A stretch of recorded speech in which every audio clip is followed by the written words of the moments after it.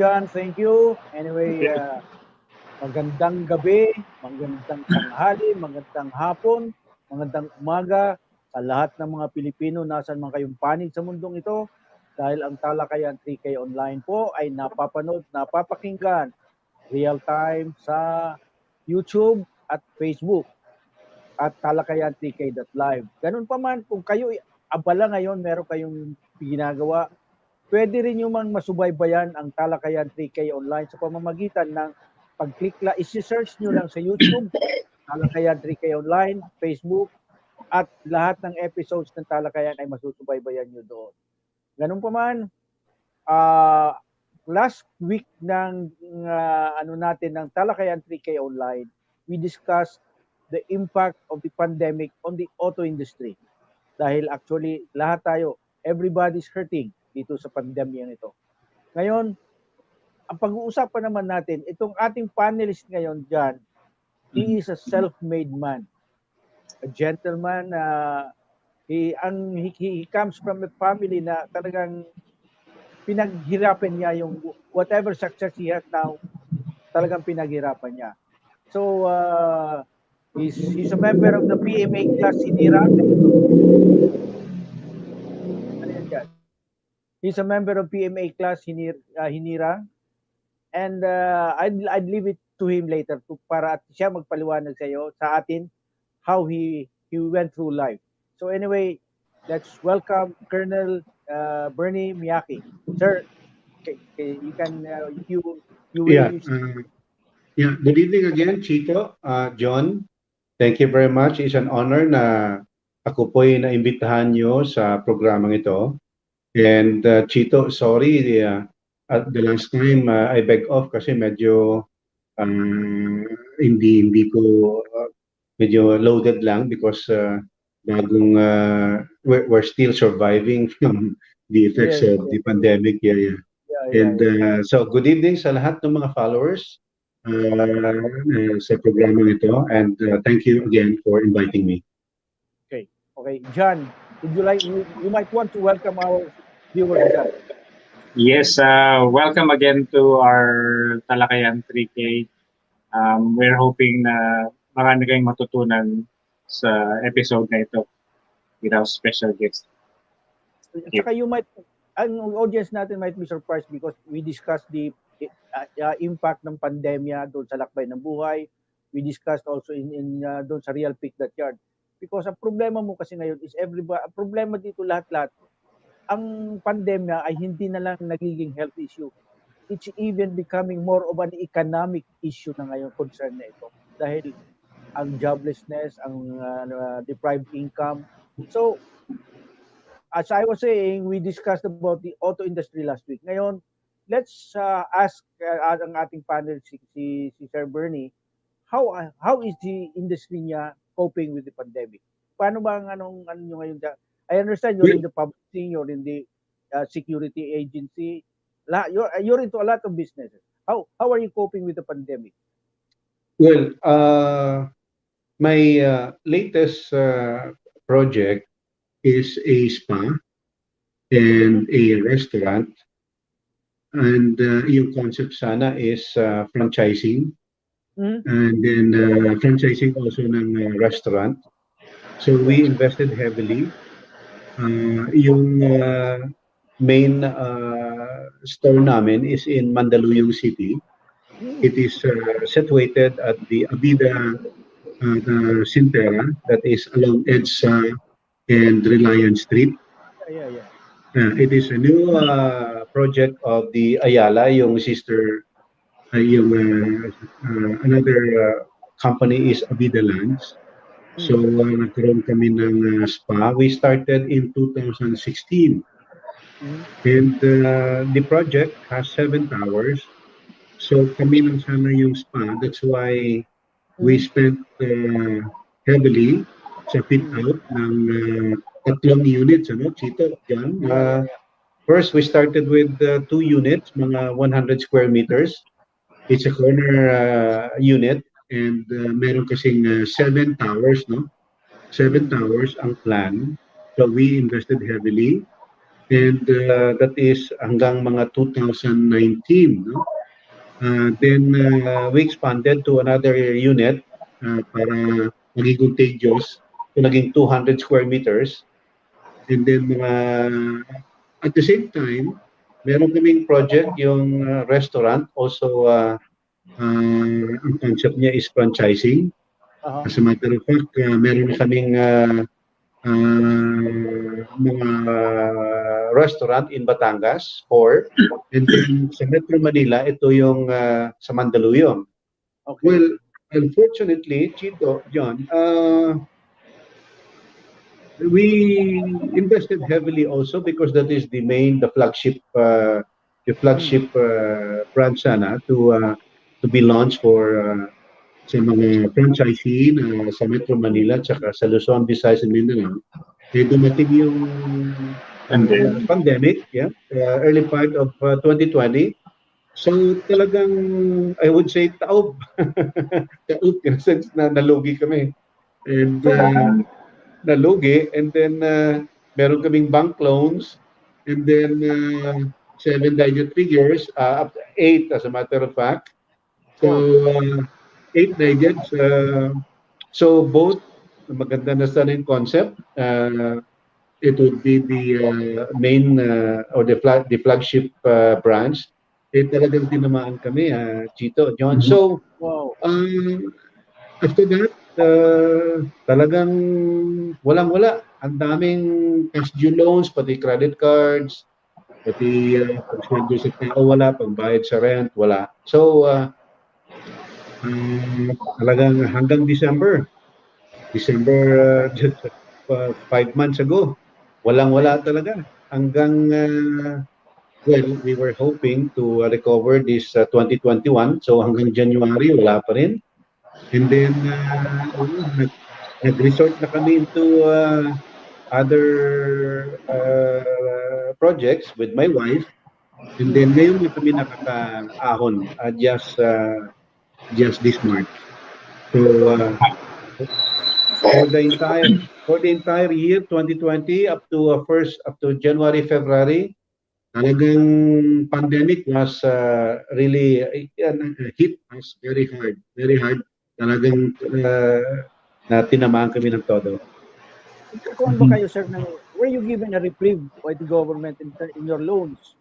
Pero ba mga condonation or whatever, mga extended repayment period, ganon? Well, I think it is in the Bayanihan Act, one that mandated for banks to extend the reprieve on loans, of which we nag-benefit kami, but only as much, I think that was only mga last quarter of 2020. So after that, mga December, January, February, wala na. So until now, may mga accounts pa rin kaming hindi na-settle, past due. Pero ang kagandahan, the banks are very lenient now. Trying to offer options, to recover. Like for example, restructuring. Meron. Nag-restructuring. They allow restructuring. Yeah, restructuring. And then extending it to another, say, you choose for another 3 years or 36 months or 5 years or 60 months. So ongoing. Good thing central bank is very active sa pag-implement ng Bayanihan Act. We are benefiting from it now. So sir, you're saying na ngayon lang kayo nag-uumpisang maka-recover. Does that mean wala talagang operation during the pandemic last year? That's true. Kahit yung, di ba, nag-boom yung delivery service sa food. Hindi kayo nag-venture sa ganun? Online.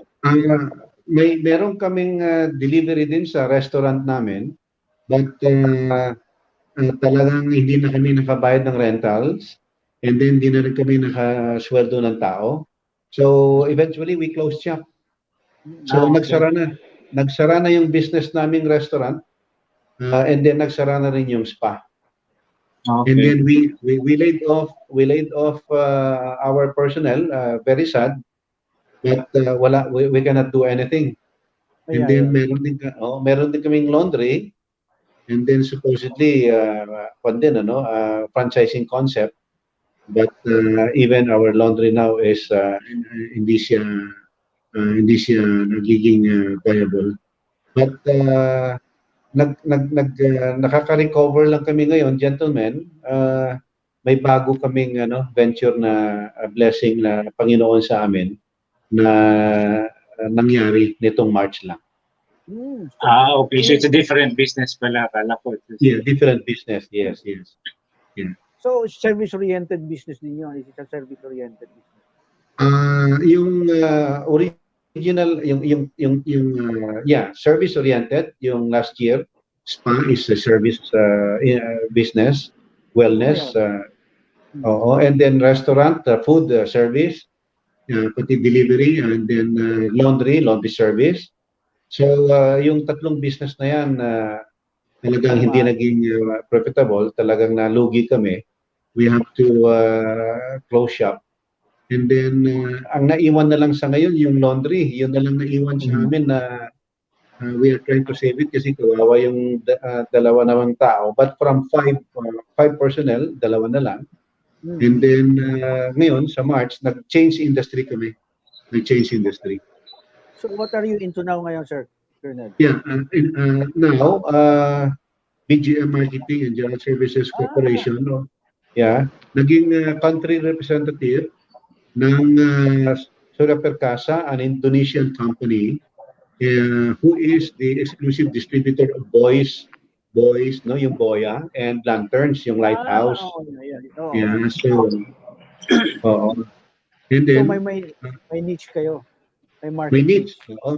My niche market, which is considering the archipelagic nature of the Philippines, kailangan natin yung buoy and lighthouse. That's why kanina, when you were asking about the West Philippine Sea, I am also willing to discuss it because our products are actually relevant to the issues now involving the West Philippine Sea. Yes. Yeah, so client nyo si Coast Guard? Yes. Philippine Coast Guard. Yeah, Coast Guard, si Commandant George Orsabia is my classmate, Mista in PMA. And then the flag officer in command of the Philippine Navy, si Admiral Giovanni Bacordo is also my Mista in PMA, classmate in my kababayan. And then Chief of Staff of the Armed Forces of the Philippines, General Subihana is the Medal of Valor awardee, is my squad mate in PMA, in my Mista. And the Chief of the Philippine National Police, General Sinas, outgoing and the incoming, General Ilyazar is my classmate. So, and then the Chief of the Philippine Air Force, General Allen Paredes is class 87, my classmate. He graduated 88. And the Chief of the Philippine Army, General Faustino, Boy Faustino, is also my classmate. Hinirang 87, who graduated 88. So now the Philippines is under control by the Hinirangs and the Hiningan. Ang ganda ng network mo, Colonel. Believe ako. Yes. Alam naman natin ang brotherhood sa PMA. Yeah. Well, na-mention kanina yung West Philippine Sea, you're saying you're dealing now with the boys, mga ganyan mga sa ginagamit. What's your take, sir, on the West Philippine issue? Do we really need to assert, or do you just have to let go of it? Well, we should assert. Yes. Other nations, Vietnam, Japan, and other countries are asserting. So, especially the Philippines, who has the arbitral ruling, which is in our favor. Yes. I think it is best for us to assert. Kaya nga tayo ginaganito kasi parang akala nila okay lang, hindi okay. As my personal opinion. Yeah, we should assert. There are two schools of thought kasi, Colonel. Ang isa sabi, tayo, makipag-away tayo, wala tayong sinabi dyan, lalamunin tayo kagad. But nevertheless, sabi nga nila, no matter how small we are, how little our army is military, at least we should protect our sovereignty. We should assert, as you were saying kanina. Yes, We, we we, should assert. we can assert without going into war naman. I agree. That's it. We can assert, and we did not say we will go into war. We will assert, and then ang isang nangyari dapat, we should have deployed boys, no? Na yan ang territorial Markers. waters Yeah. natin, markers, Tama. yes. Parang That- muhon natin sa mga lupa. Mohon, yes. Mohon, tama, oo. At least, Yeah, kung na-deploy natin ng properly yung boy, ay makita ng mga Chinese, oy, and then even the media can just take pictures. Oh, kita nyo that markers, that is Philippine territory. You How see? big are they, yung boys? Well, our boys are, if I may show you, it's Yeah. 22 meters. Parang drum? O bigger than a drum? Bigger. Kasi it has to be reflected, di ba? Orange yung kulay yun, di ba? Actually, gentlemen, I just came from the office of the chief of staff just this afternoon. I just arrived actually, and we proposed this with the Philippine Coast Guard. This is our company, the BGM Corporation. Yeah. And then the boy. So you would see our subsidiaries, the BGM Multi-Enterprises Incorporated, and then the BGM Multi-Enterprises, the BGM Mining Resources, mining, because we had a mining permit and a gold processing plant in Sultan Kudarat. Gold. Gold. I am a permittee, gold small scale mining. And then, if I may, and then this is our company profile. Now, these are the boy. That's it. Yeah. We are so towers and lanterns, no? And boy, it can save lives din. Pag merong distress, puntahan lang dyan, tas kakapit dyan. Kung mga na in distress, may storm or something, makita yung buhay, lalangoy dyan, pwede silang kumapit dyan, they can be saved. That's our product. And then, so this is aid to marine navigation, no? So our client now, so ang lalaki nito, these are 22 meters. Malaki. Laki. If you see sa movies, kung minsan, di ba, yung may mga nawawalang barko, tapos may mga survivors, tapos nakikita may lumulutang na mga boy. Yan, ito yun, sa gitna ng ocean. Oh, ito yung produkto namin. This is actually manufactured by JFC Marine in Ireland. It is a IALA certified company, which is the best in the world. Ito kalaki, yan, yan. Yan. And then, so that would have a lot of sensors loaded. And then,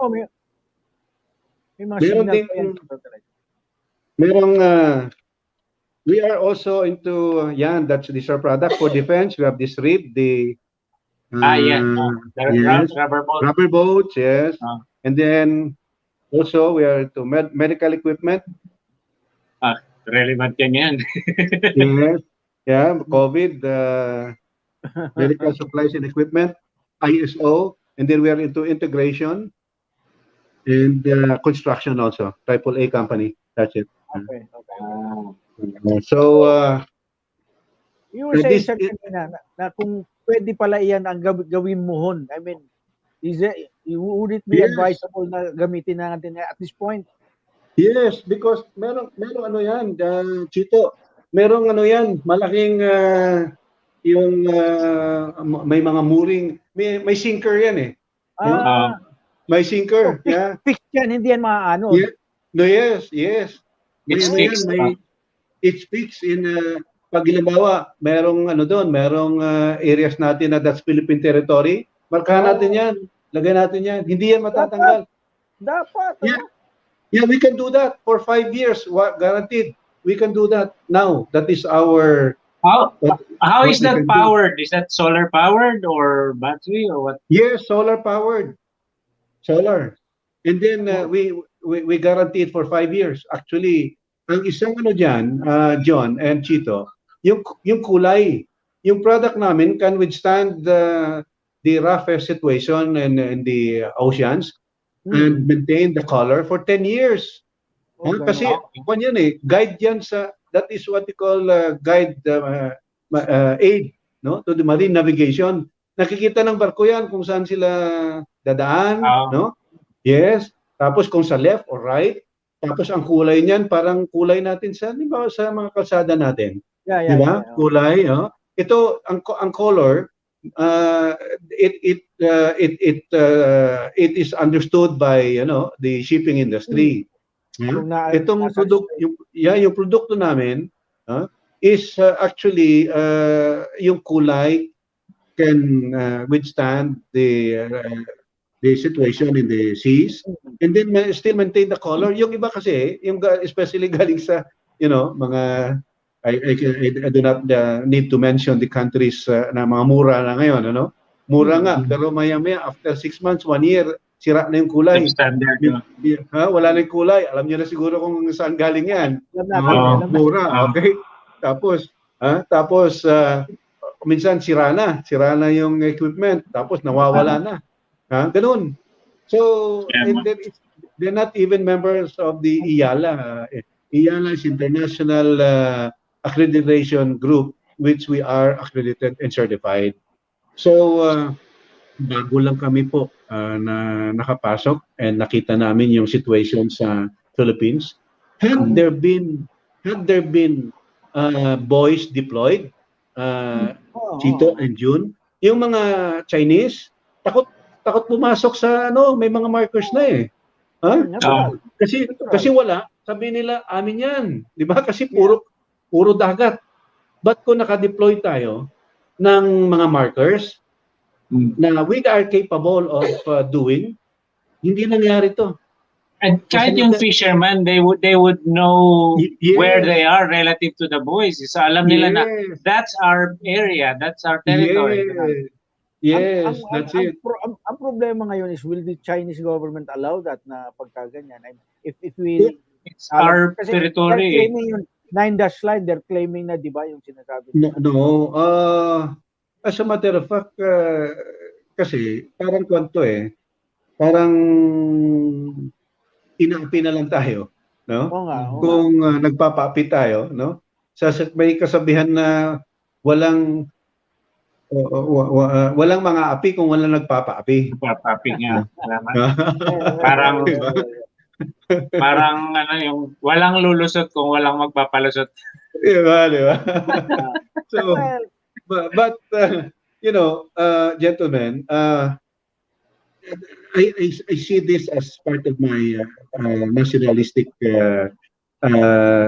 responsibility. While this is balik ka sa original calling mo. Balik sa original calling because you know, kung meron lang na-deploy itong buoy, and then itong lighthouse, gentlemen, ang dami natin mga lakon ngayon, mga islands in Turtle Islands in facing Malaysia, yung iba doon nawawala na, pero Philippine territory. Kasi wala tayong nailagay na lighthouse. Wala tayong buoy na nilagay na ano. Kaya ngayon, we are pushing the Philippine Coast Guard and the Philippine Navy on these matters, and then we discuss this with our security personnel, and we are capable of doing it. How soon can you deploy? Start deploying? We can deploy in 150 days. Well, I'd like to share with you. There is a project now by the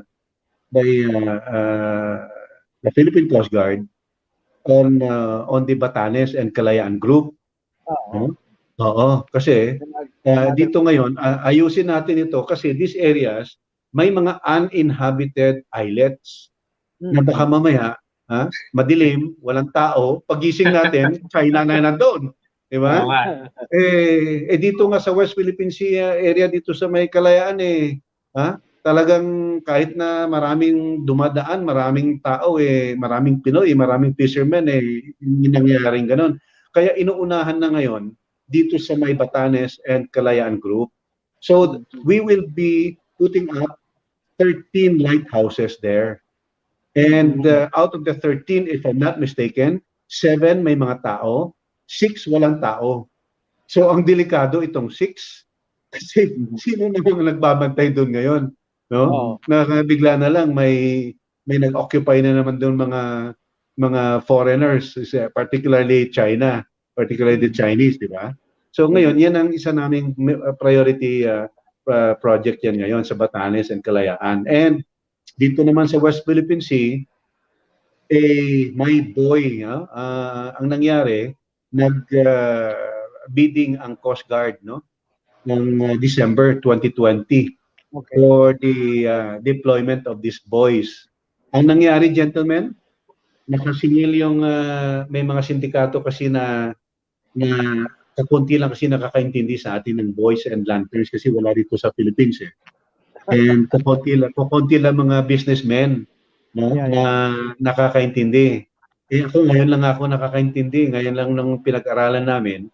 And then when we were appointed as the country representative, and I re-examined the facts and figures, itong buoy na meron dapat i-deploy, hindi na deploy dahil yung winning bidder ng Philippine Coast Guard walang capability to deploy at wala silang buoy na pagkukunan. No? Paano na-pre-qualify? Paano na-pre-qualify kung Well, may mga sindikato po kasi na matagal na nadala sa drawing. Nadala sa drawing, no? And then for how many years nakita natin na ang laki ng pera, no, na talagang budget tapos nananalo sila hindi naman nadi-deliver.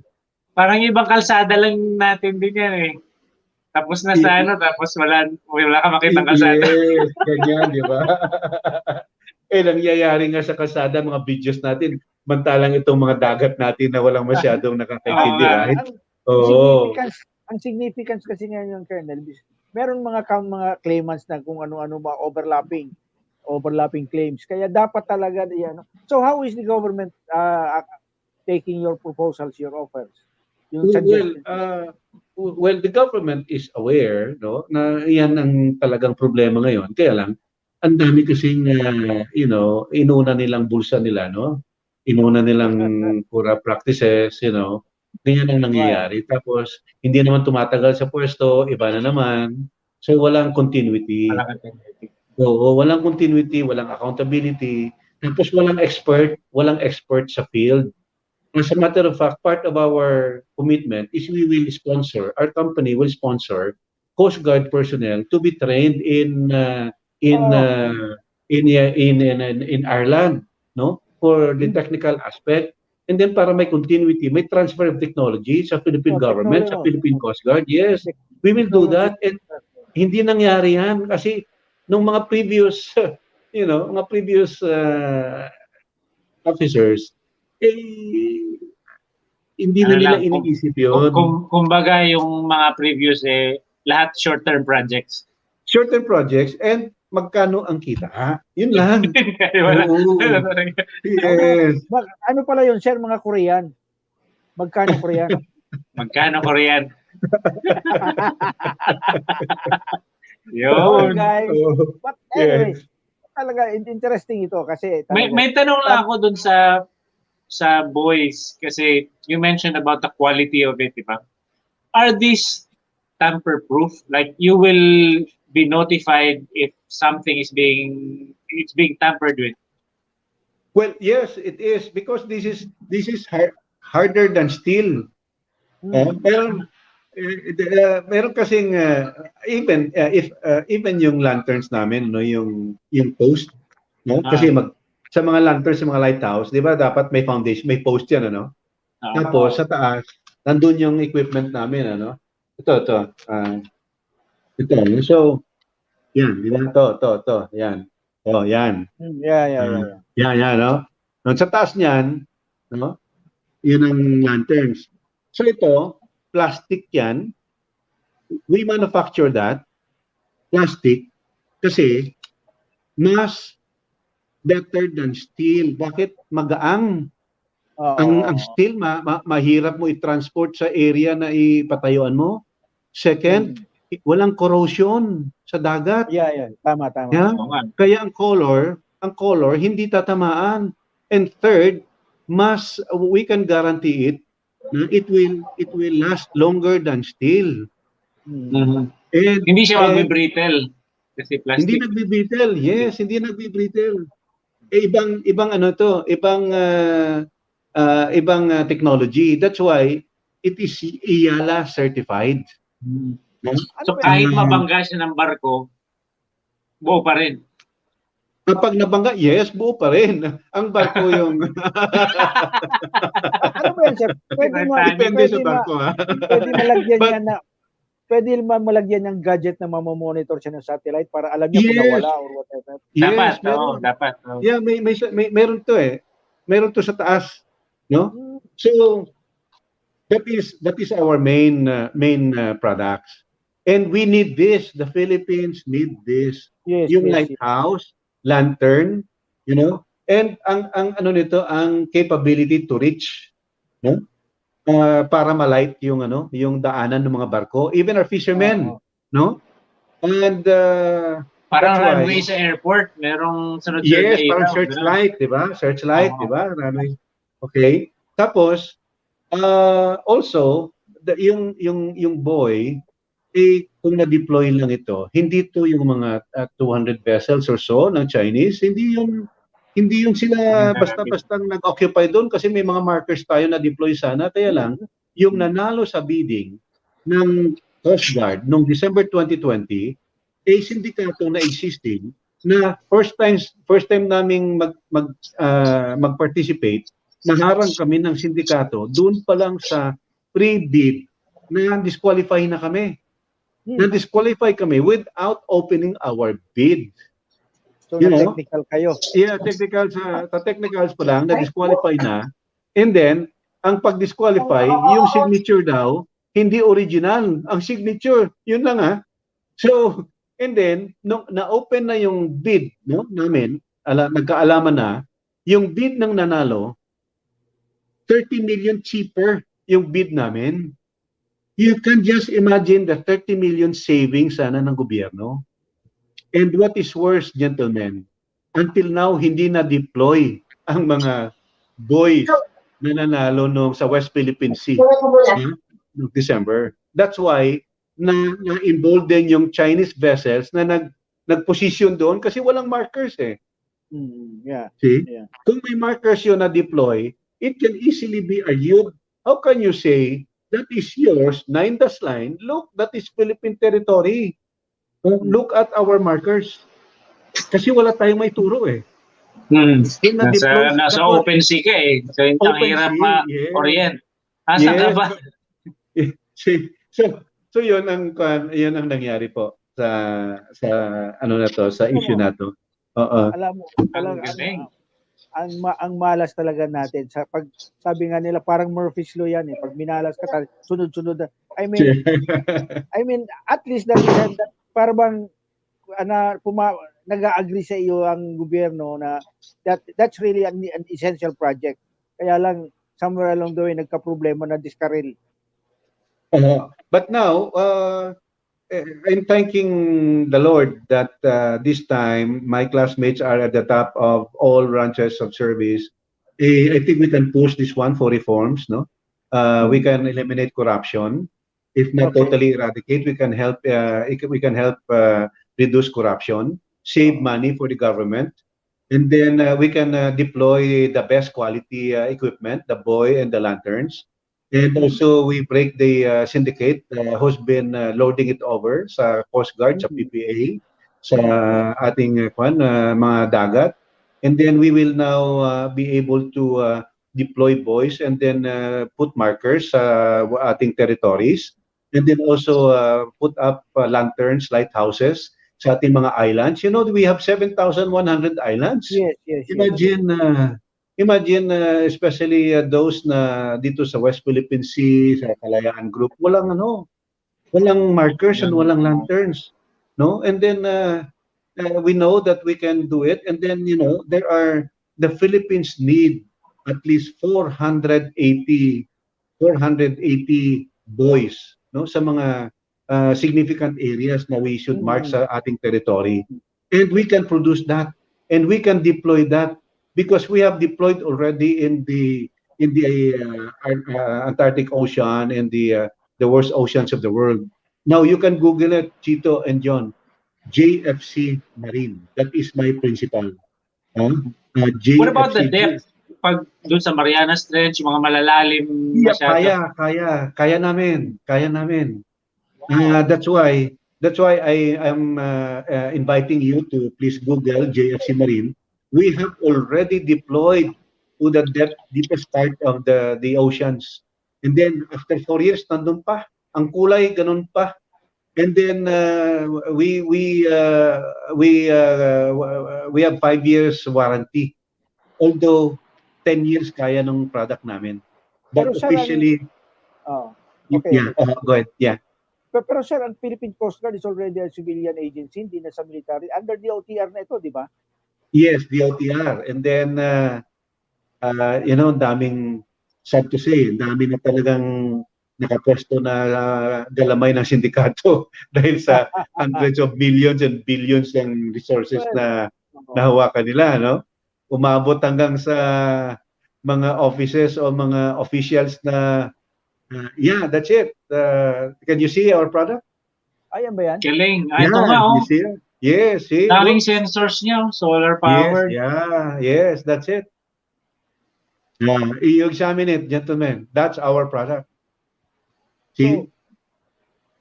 Ganda. Parang naalala ko, meron ako napanood na movie noon na may mga aliens na they had to detect the wave pattern using the series of the matrix of buoys. Yes, tingnan nyo, John, Chito, sa navigation buoys. Look, kita nyo, navigation buoys. And then, data buoys. We can deploy these buoys to for the data. So may camera ito. Yes, and then sa satellite, and then look for the mooring buoys, for the ships. Para sa gitna ng dagat na walang may parking sila. May parking lot. Yes, yeah. So mooring buoys. Okay?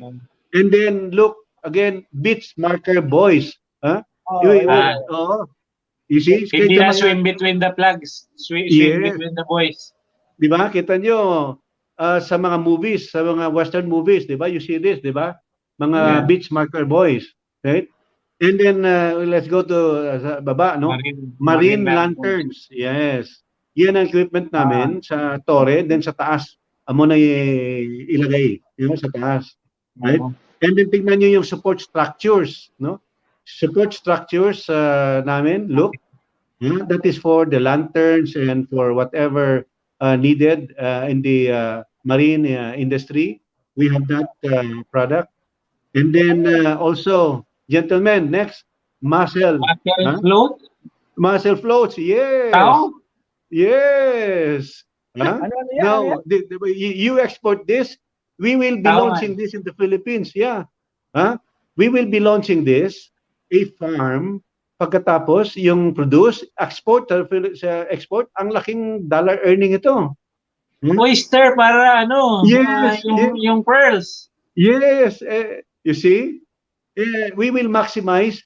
Our company will introduce this in the country as a model farm, and for everyone to see.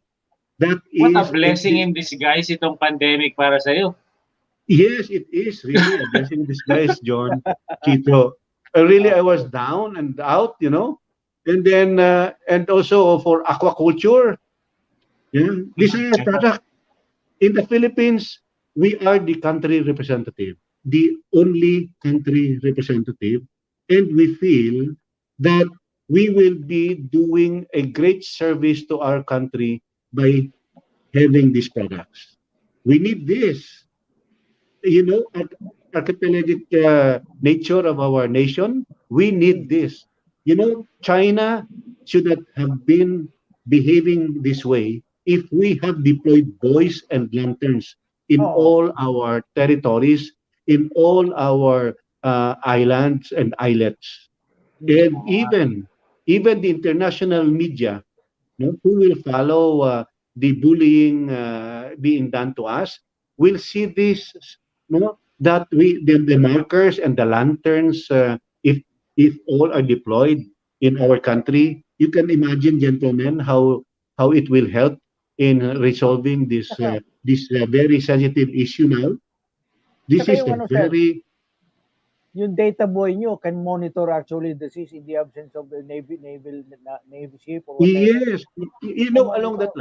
along that line, that data boy, that can monitor the how many times the ships would pass through our waters. Parang road tax, Ayun. gentlemen.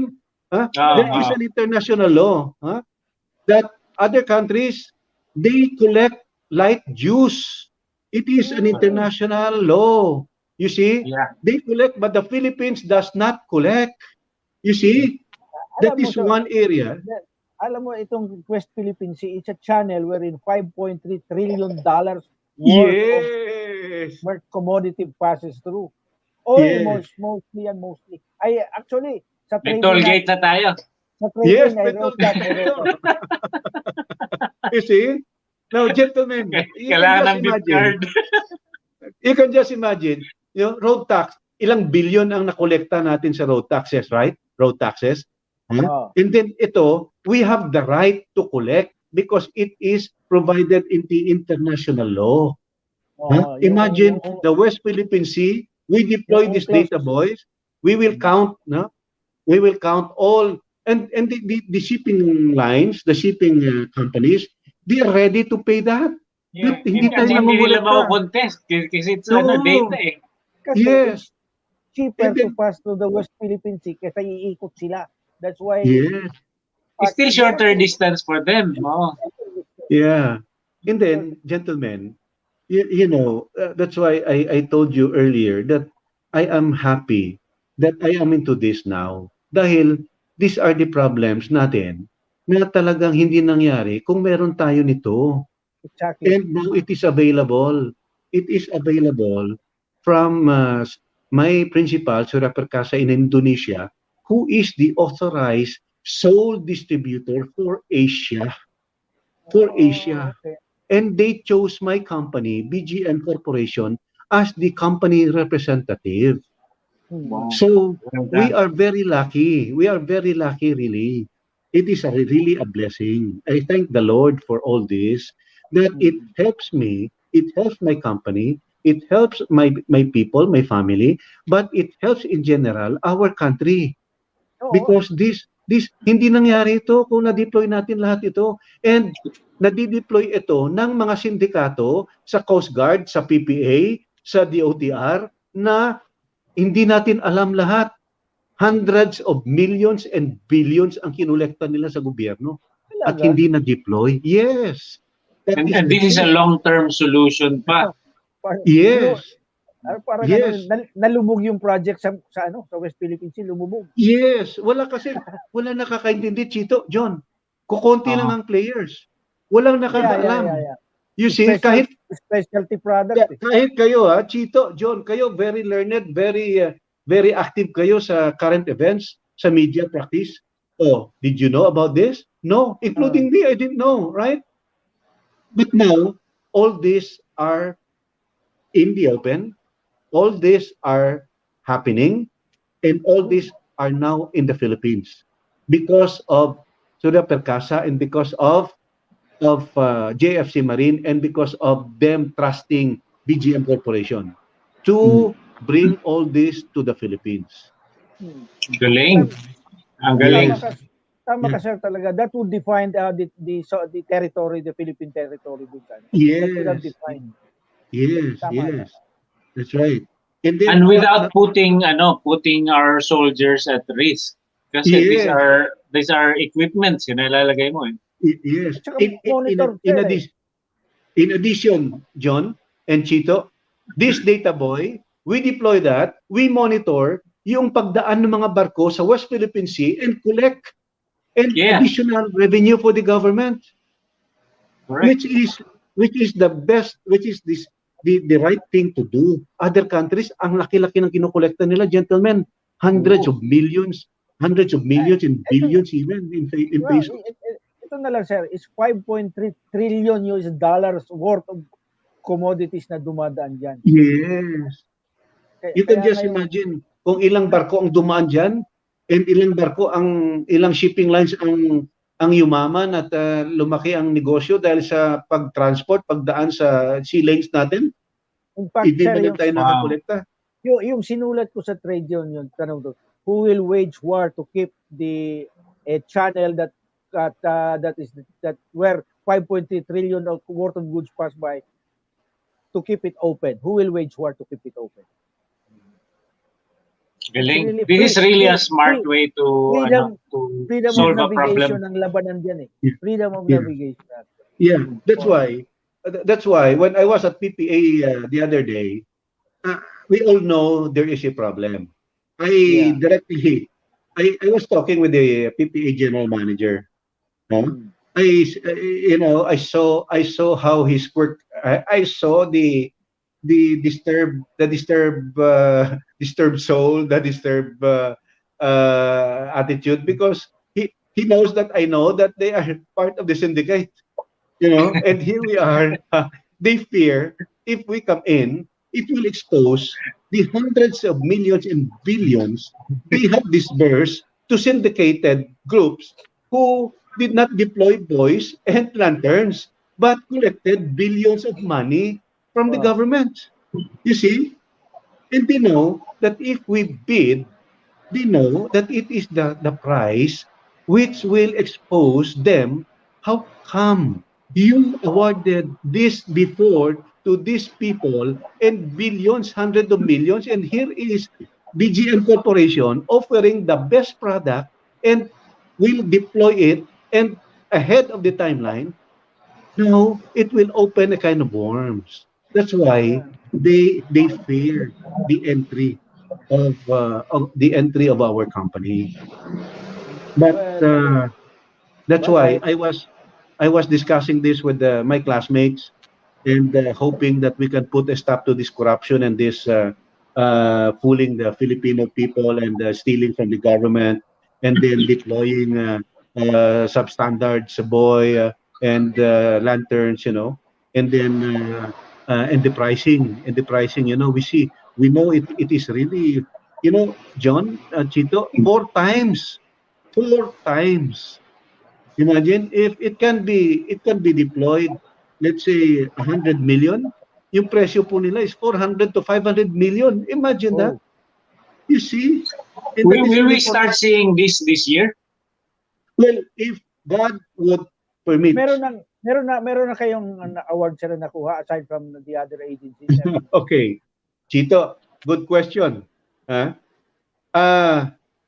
first sana naming project is PPA deploying 62 buoys, 62 in Visayas.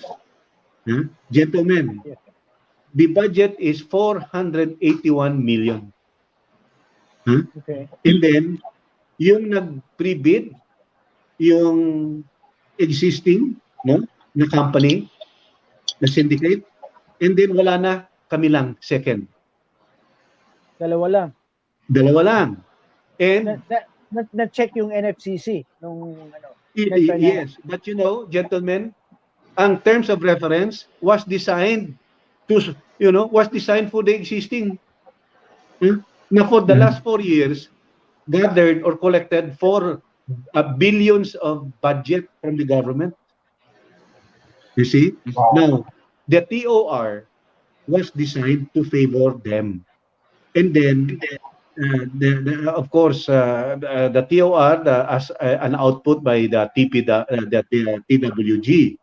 And then, but we tried to find ways, research on the Procurement Act, 9481, the implementing rules and regulations, so that we can somehow meet head on the challenge, no? Because we are confident we can offer the best quality and we can offer the lowest price.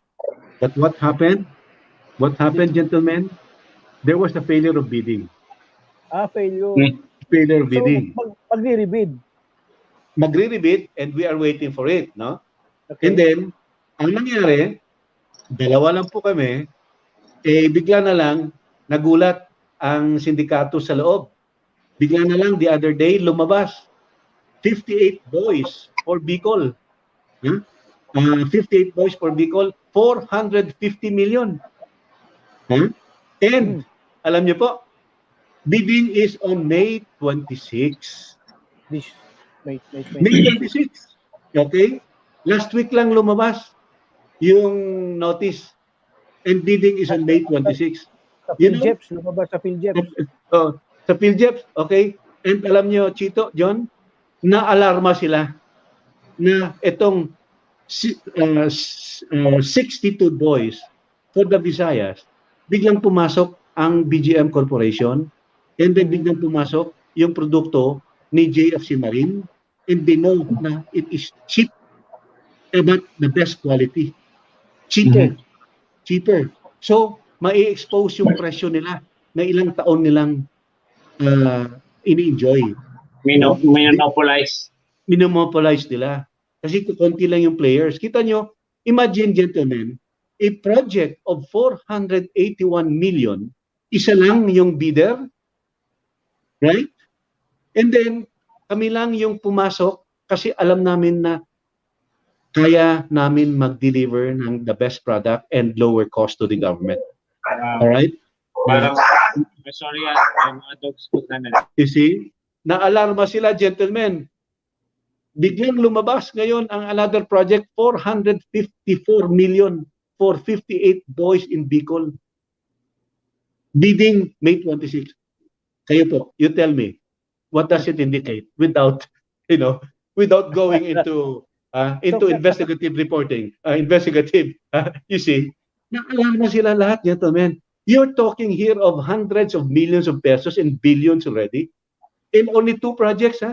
In what happened for the last many years. You see, that is how exciting now.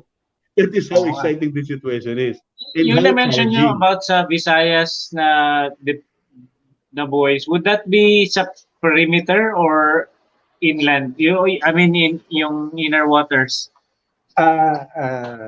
It is in Visayas. Kasi nakalabas yung map ng Visayas eh. Dali po. It's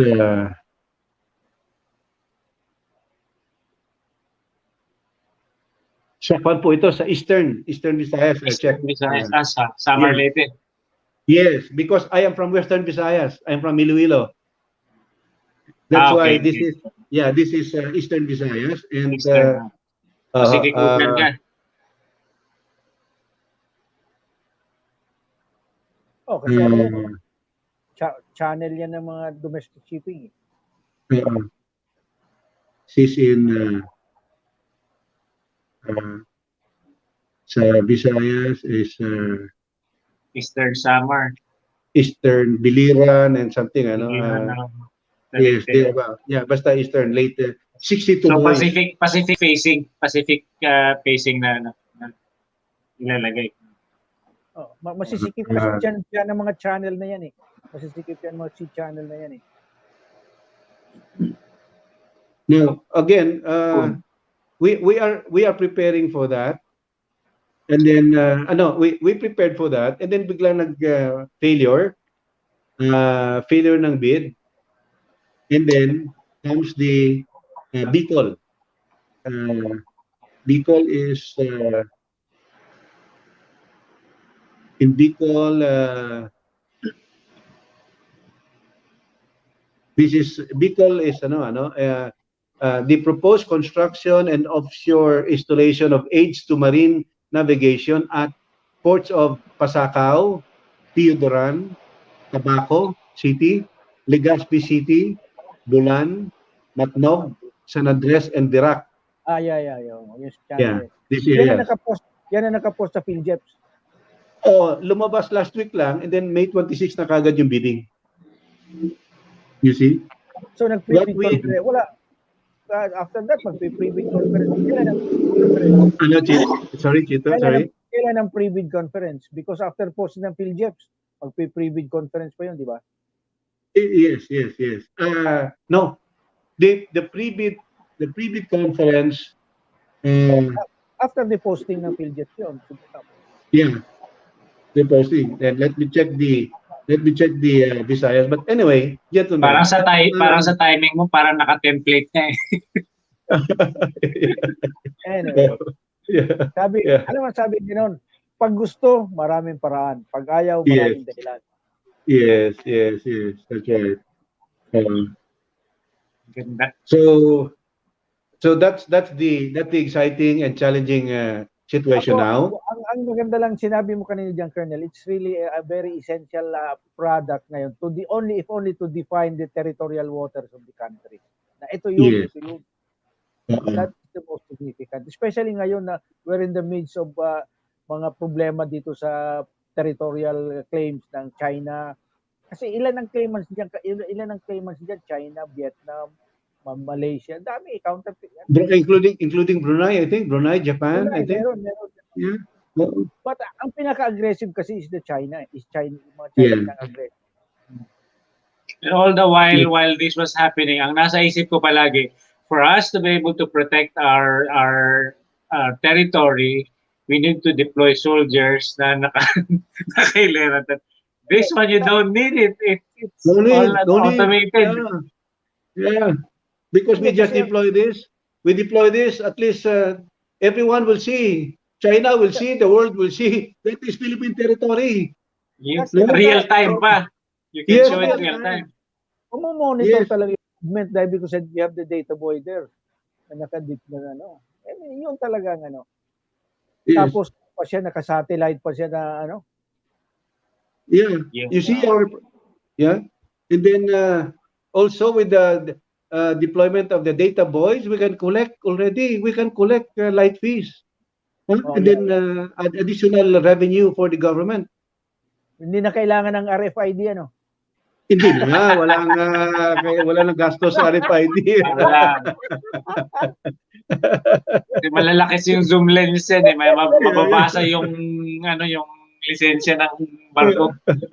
Pero again, as you're saying, ngayon ko rin lang na-realize na meron pala mga data boy. Kasi ang alam ko yung boya, yun yung sa dagat, yung eto bawal ka dito, malalim na yan, may pating, ka-shark.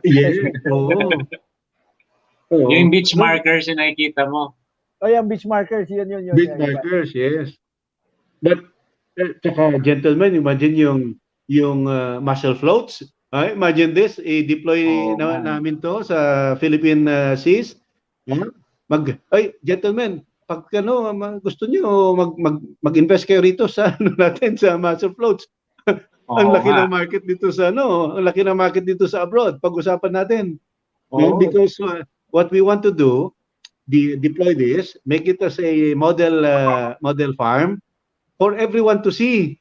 So both even the private sector can see kung paano. Imagine i-deploy lang siya tapos we harvest the mussels. Para siyang hydroponics ano. That would be very ideal sa Giwan Eastern Samar because very ang dagat sa Samar. Sa Giwan Eastern Samar. Yeah. Kaya doon nga yung mga lobster, ang dami yan doon And then also, if I may add, gentlemen, we are preparing also for the lighthouse project as I told you, in Batanes, in Calayan Island. Kasi we fear that baka we wake up one day, inoccupy na naman yung mga island doon. Yeah. Kaya Kachito, may nadagdagan na naman ng ating possible project para sa ating coffee table book. So, pag dumami yung mga lighthouse, meron tayong coffee table book ng Lighthouses of the Philippines. Yun, yes, yes. Diba, yung Yes. nasa Batanes, travel destination yun, yung lighthouse dun. Yes. Pinupuntahan talaga yun. Oo. And then, we're very excited because we know that we can be doing a great service to the country for for this project. This is a Philippine Coast Guard project, yung lighthouse. And then, gentlemen, naku, ang ganda-ganda ng Batanes. Naku, have you been there? I can only see mga photos, but para kang nasa yung nasa Europe kayong Switzerland, mga ganun. Yes. You know what? To tell you, it's in the bucket list of my wife. Huh? Talaga. Yeah. Ganda And talaga. then, at long last, my wife is very happy, among others, she's happy with this project, and then that we will be helping the Philippine government in this project, in the industry we're in now. And most of all, she's very happy that she will be visiting the project site, that is Batanes, after all these years. Official travel pa. Official travel pa. Kasi Batanes is that hindi yan, you cannot go there any time of the year. Yes, because of the that's why that is the challenge. The challenge also in putting up the lantern, no. And then even my consultant, from my foreign consultant, who was an engineer and who deploys who knows engineering, who deploys these boys in other parts of the world, especially Asia. Personally, he's very excited to be assigned or to handle this project, because he says he can stay there for 6 months without coming back to Metro Manila. Kita mo talaga doon yung Batanes Island, grabe. Para kang At saka, imagine mo rin yung potential of this project to save a lot of lives. Yes. You can just and correct the lots of lives that it can really save, And then aside from saving our islets from Chinese invasion again, those inhabited ones, At saka pangalawa, yung pinakamalaki we protect our integrity as a nation, na hindi na tayo api-apihin. Amin yan! Because we are defined already our territory. Yes. That is foremost, at least ang ating naitayo natin ang ating sovereign territory na ito amin ito, hindi ito sa inyo. Yes, sana paspasan na ito. Sana nga. I hope you succeed in your venture ngayon, Sir Bernie. Yeah, I just request, gentlemen, for your prayers, because we are fighting a syndicate, really, who has been, I would say, who had billions already in their pockets. They can buy players, they can threaten players, they can even do harm. So I request for your prayers, and we hope to implement this one. And also, kumbaga sa puno, deep-rooted na. Yes, deeply rooted with billions of money from the government already, and who has already reached the highest echelon of government, especially those involved in this industry. But little by little, we have made some headway, and we're confident that with God's blessings and God's guidance, with your prayers, and with the help of the media, gentlemen, it is only the media who can expose there and enlighten everyone, because no amount of ill motive can deter us. As I was saying, personally, they can eliminate me if they wish to, because it's part of their plan, but I know that if this is now in the open, my group, my family, my group, my company, my principals, our distributors can continue with what we have started. So they cannot put a stop to this, because this is now God's plan that this will be stopped this corruption and this syndicate operating in It's no our long it's no longer a covert operation for them. yes, because you know what? That's why I already, well, to share with you, gentlemen, I enlisted already the support of the tri-media groups, especially those into investigative reporting and those who are aware of the operations in the coastal areas, the PPA, the Coast Guard, the Navy, the Marina, the OTR, and the Philippine Maritime Group, the Philippine Police Maritime, PNP Maritime Group. It's only media who can deter, physical harm, to everyone. Because if uh, if they do, no, it will be reported by the media immediately because the media will just report facts and figures, and then it is for the good of the government agency. It is for the good of the country. So we just help one another in this. Yeah. We're Pagtulungan na lang po praying for natin. you. Yeah, yeah. It looks like naman na the planets are all aligned for you. Imagine mo yung Yeah. mga classmates. Anyway, Not the planet, but the stars. The stars. Oo nga pala, the stars. we will pray for your success, Sir Bernie. Sir Bernie. Yes, Anyway, Thank you, Sir Chito, Sir John. Thank you very much. Yeah, we're thank running you. out of time, or we're running out of time. So perhaps you can give us your closing statement, Sir Bernie, before we wrap up. Well, again, salamat po. Maraming salamat. My good friend, my editor-in-chief, Chito.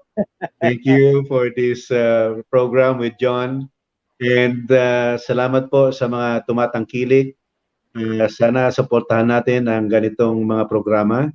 And I thank the Lord most of all because talagang I'm down and out and it was a blessing, not just in disguise, but a blessing na nangyari po ito. We just recovered actually po nung March lang. Me, my wife, my family, my personnel, and then ngayon lang po, we're now up and about and then we're back on our feet and we are now inspired and blessed by the Lord God in our endeavor, in our projects. Thank you again, gentlemen. God bless. God bless. Thank Yeah. John, any parting words, John?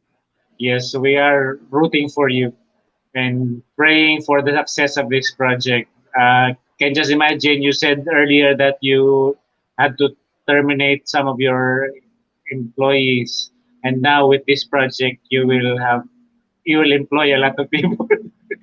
Yeah. Anyway. So again, maraming salamat po sa mga taga-subaybay ng Talakayan TK Online.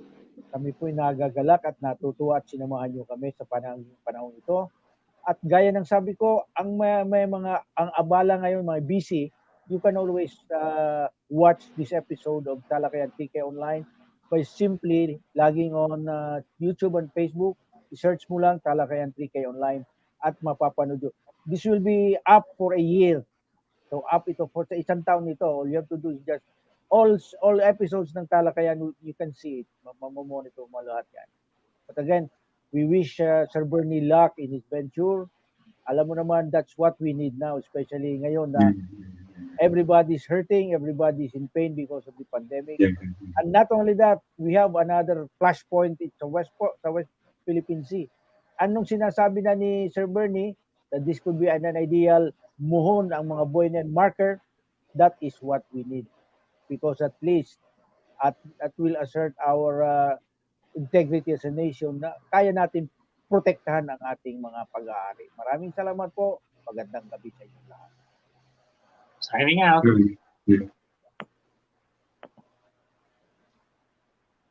Signing out. Are we off now? Not yet. Still signing out. It's taking a while.